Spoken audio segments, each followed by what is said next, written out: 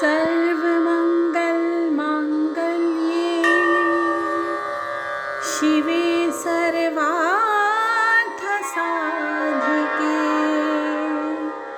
शरण्ये त्र्यम्बके गौरी नारायणी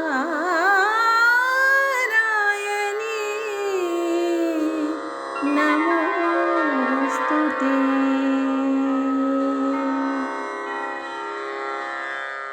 जय माँ इंद्राक्षी जय अम्बे। इंद्राक्षी धाम में सभी साधकों का हम हार्दिक स्वागत करते हैं। आज छठवां नवरात्र है। भगवती माँ कात्यायनी का इस नवरात्र में पूजन किया जाता है। आज हम आपसे चर्चा करने वाले हैं जो हम ज्वारी बोते हैं, जिसे जयंती कहा जाता है, जिसे खेती बीजना कहते हैं। यदि उसमें सफ़ेद रंग की जयंती निकल आए तो वो अत्यधिक शुभ होती है और अत्यधिक शुद्ध मानी जाती है। उसका अत्यधिक महत्व होता है हमारी श्री समृद्धि से जुड़ा हुआ। सारी जानकारी इसमें आपको देंगे। आइए पहले आज का हम पंचांग देखें। 24 मार्च सन 2026, दिन मंगलवार, संवत 2083, चैत्र मास शुक्ल पक्ष, तिथि आज षष्ठी, नक्षत्र रोहिणी, राहु काल 3 से 4:30, दिशा शूल उत्तर दिशा। अब देखिएगा, सबसे पहले तो आप ये जान लीजिएगा आज स्वरूप, आज का पाठ, आज का भोग और कल का स्वरूप, कल का पाठ और कल का भोग क्या रहेगा। और कल सप्तमी तिथि है, 7वां नवरात्र है। इस बार अष्टमी और नवमी इकट्ठी है, इसलिए हमें सप्तमी तिथि तक अपना पाठ पूर्ण कर लेना है। आप ध्यान से नोट कर लें। आज का स्वरूप आप जानते ही हैं, भगवती कात्यायनी का ध्यान करके आज का समस्त पूजा पाठ रहेगा। आज का जो भोग है, मंगलवार के हिसाब से हम भोग बता दें, पका हुआ केला आज अर्पण किया जाता है। षष्ठी तिथि के हिसाब से मधु शहद का भोग अर्पण किया जाता है। और बाद में ये जो भोग हम लगाते हैं, इसको आप प्रसाद रूपेण अपने घर में मिल बांट करके ग्रहण कर सकते हैं। आज जो पाठ रहेगा दुर्गा सप्तशती में से 13 अध्यायों में से आज 11वां पाठ किया जाएगा। कल का नोट करें। कल का जो स्वरूप रहेगा वो भगवती माँ कालरात्रि का स्वरूप रहेगा, अर्थात कालरात्रि जी का ध्यान करके कल का समस्त पूजन पाठ किया जाएगा। कल बुधवार है, तो बुधवार के हिसाब से भगवती को मक्खन का भोग अर्पण किया जाता है।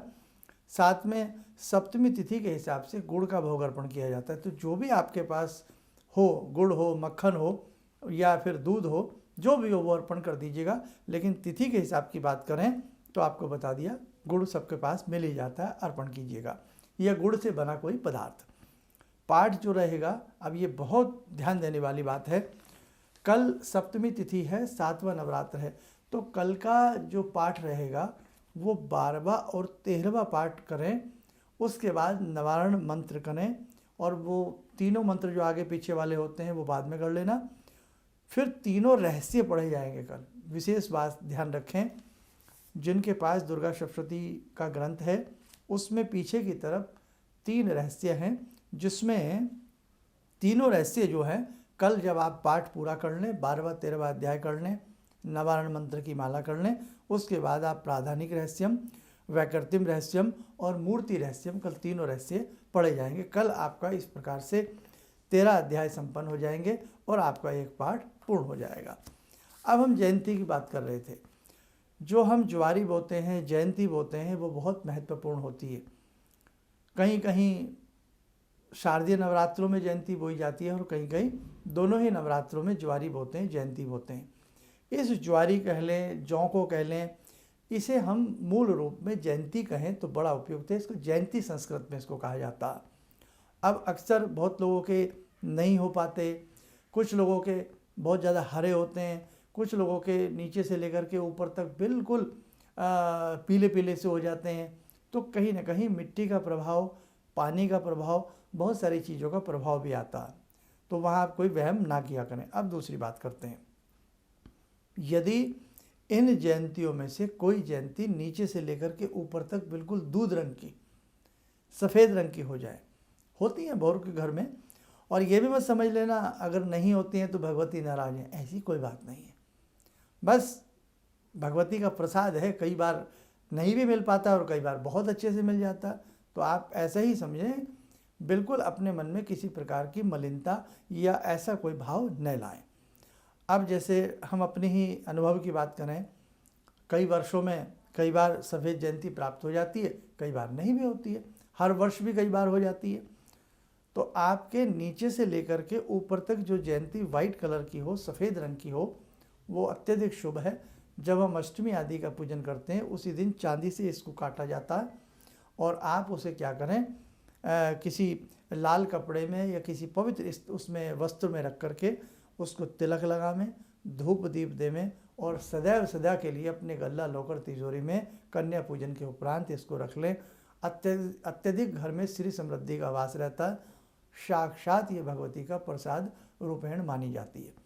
तो ध्यान रखना, ये बातें तो छोटी छोटी हैं और आप यकीन मानना, नवरात्र और भगवती की साधना में इतने इतने गुप्त रहस्य हैं, यदि हम आपको बताने पे आ जाएं। देखो पिछले 5-6 दिन से आपके संग सारी चर्चाएं चल रही हैं, यदि हम बताने पे आ जाएं तो मुझे नहीं लगता कि 100 वर्ष भी ज़्यादा हैं, 100 वर्ष भी कम पड़ जाएंगे। भगवती की महिमा का बखान करना, भगवती की साधना का बखान करना और इस जिह्वा से, इस वाणी से संभव नहीं है। तभी तो कहते हैं कि सारे समुंदर को यदि मैं स्याही बना लूँ, सारे आसमान को मैं कागज़ बना लूँ, संसार के समस्त वृक्षों की मैं कलम बना लूँ, तो भी भगवती की महिमा लिखी नहीं जा सकती। इसलिए ध्यान रखना, हम बहुत सौभाग्यशाली हैं, हमें अवसर प्राप्त हुआ है जगत जननी जगदम्बा के श्री चरणों में बैठ करके उनका पाठ करने का। तो बस आज के लिए मैं इतना ही समझता हूँ। ध्यान रखना, और जो कलश का जल होता है वो नारियल उठा करके घर में तोड़ लिया जाता है, किसी प्रकार का वहम ना करें, प्रसाद रूपेण उसको ग्रहण कर लिया जाता है। और जो उस कलश के अंदर जल होता है उसके घर में छींटे दिए जाते हैं। अपने खेत खलिहान, पशुशाला, यज्ञशाला और आपका गौशाला, जहाँ भी आपका मन हो उसके छींटे देने वो शुभ होते हैं। कोई रोगी हो उसके ऊपर भी उसको छींटा देना अत्यधिक शुभ माना जाता है। और एक संदेश आपको यहीं पर और दे दें कि 5 अप्रैल का कार्यक्रम आने वाला है। 5 अप्रैल को जगत जननी जगदम्बा के 1008 नामों से भगवती का विशेष पूजन अर्चन होगा और जो भी साधक इसमें भाग लेकर के भगवती जगत जननी का पूजन करना चाहता है वो हम उसका स्वागत करते हैं इंद्राक्षी धाम की तरफ से। आप लोग जरूर आइएगा। 5 अप्रैल रविवार का दिन है और ये पूजन प्रातः 11 बजे से प्रारंभ होकर के 1 बजे के मध्य रहेगा। 1 बजे के बाद आरती भोजन प्रसाद रहेगा। तो दूर से आने वाले भक्त समय पर पहुंचने का प्रयास करें और जो अभी तक अपना नाम नंबर ना लिखवा पाए हों वो भी इसमें हम उनका वेलकम करते हैं। तो आप भी इस पुण्य भरे अवसर का लाभ उठावें। और सबसे बड़ी बात क्या है कि इस पूजन का मेन उद्देश्य है, जन्म जन्मांतरों में न जाने हमसे कितने अपराध होते रहते हैं, पाप होते रहते हैं, वो नष्ट हों, भगवती प्रसन्न हो, हमारे कष्टों का निवारण हो और साथ ही घर में सुख समृद्धि आए और जाने अनजाने में जो पाप हमसे हुए हैं वो हमारे भगवती क्षमा करें। और साथ ही जो प्रारब्ध के हमारे कष्ट हैं, जिन प्रारब्ध के कर्म की वजह से कई बार हम कष्ट भोगते हैं, वो हमारे कष्ट भगवती की कृपा से कट जाएं, दूर हो जाएं।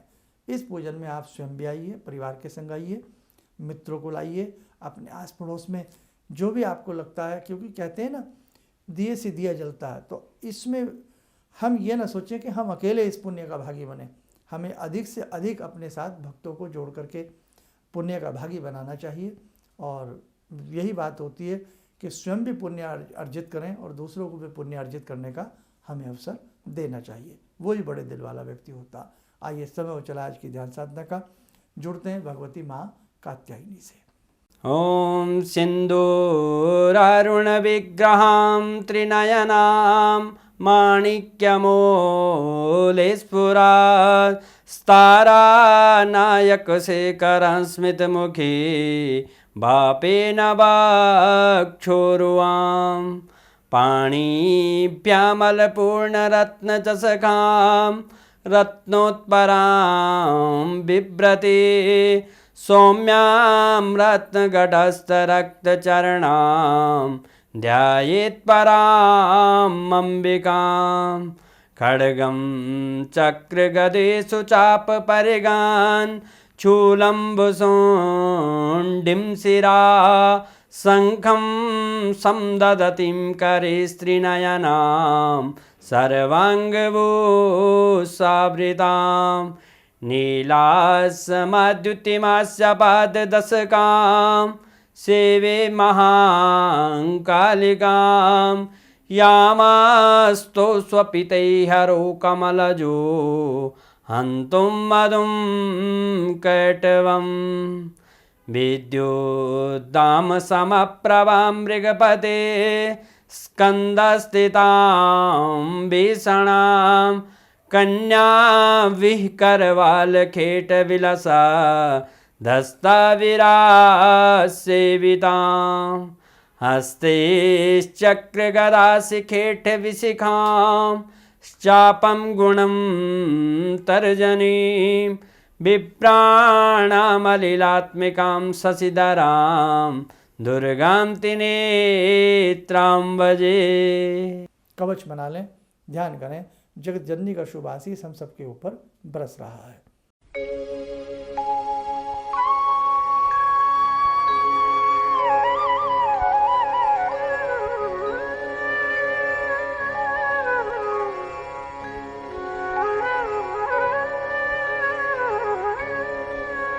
ओम बोलते हुए नेत्र खोलें, सामान्य हो जाए।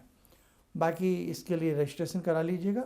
सुबह 11 बजे से लेकर के 5 बजे के बीच में रजिस्टर्ड आपका जो भी मोबाइल नंबर हो मेन, जिस पर आप व्हाट्सएप पे हो, क्योंकि उस पर आपको एड्रेस, लोकेशन और साथ ही इसमें क्या पूजन सामग्री आपको लेके आनी है वो सारा बता दिया जाएगा।